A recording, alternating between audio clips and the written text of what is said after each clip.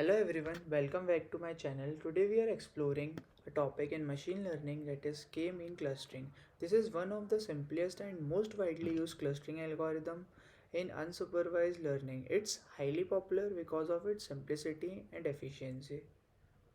In this video, we will dive into the theory behind k-mean clustering, understand its applications, and then implement it step by step in Python. So you are ready, let's jump right in. First, what is clustering? Clustering is a technique used to group similar data points together based on their characteristics. Unlike supervised learning, clustering does not require labeled data. Instead, it uncovers patterns or structures in the data. Now, we will talk about k-mean clustering. Now, let's what k-mean clustering means. K-mean clustering is a clustering algorithm that divides the data into k groups or clusters. The key idea is to minimize the distance between the data points and the center of their assigned clustering, known as the centroids. Let me explain how it works step by step. First, we choose the number of clusters when we call k. Second, next, we initialize k centroids randomly in the data space. Third, each data point is then assigned to the nearest centroid, forming temporary cluster. Fourth, the centroid are updated by calculating the mean of the data points in each cluster. Fifth, these steps are repeated until the centroid stop changing significantly.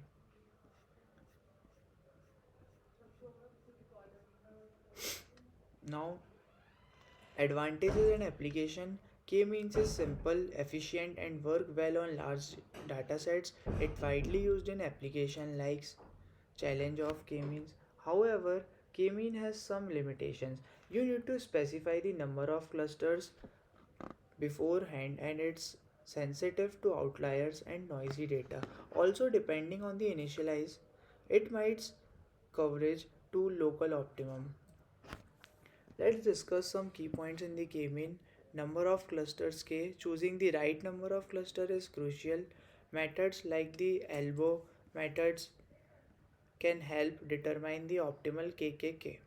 Advantages: simple and fast, scale well with the large dataset. Limitation: requires pre-specify KKK, sensitive to outliers and initial centroid position, assumes cluster are spherical and equally sized, as we discussed earlier.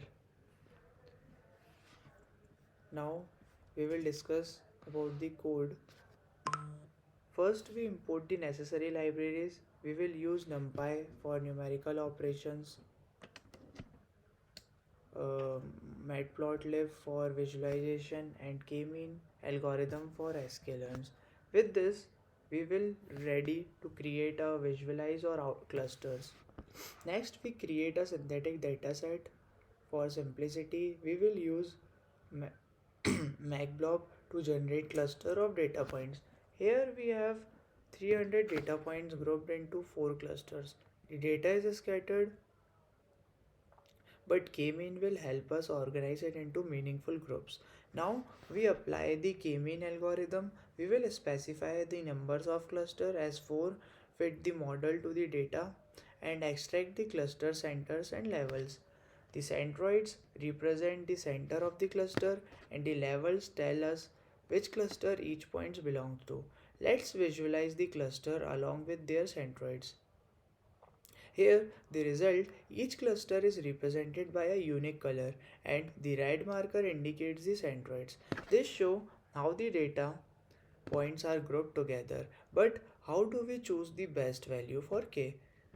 This is where the elbow methods comes in. It involves plotting the within cluster sum of squares WCSS for different values of k and identifying the point where the decrease in WCSS slowdowns, forming an elbow. Looking at the graph, the optimal k is where the elbow is formed. For our dataset, the best k appears to be 4.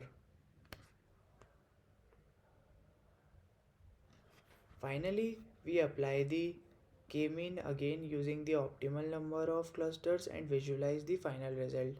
As you can see, the data points are now grouped into clear distinct cluster based on their similarities. Let's see the code. Demonstrate application of k-mean clustering using Python. As we had discussed, import libraries, generate synthetic data, customer spending, standardize future for better clustering, determine output numbers of cluster using ELVO methods, plot elbow curve, train k-mean with optimal k, assume k equals to 3 for this example, and visualize cluster, and third, print centroids. Let's run our code. As you can see, elbow method to determine optimal k, number of clusters k, and inertia. Here are the customer segmentations, spending scores, and annual income. And it is the cluster centroids, annual income, and spending scores.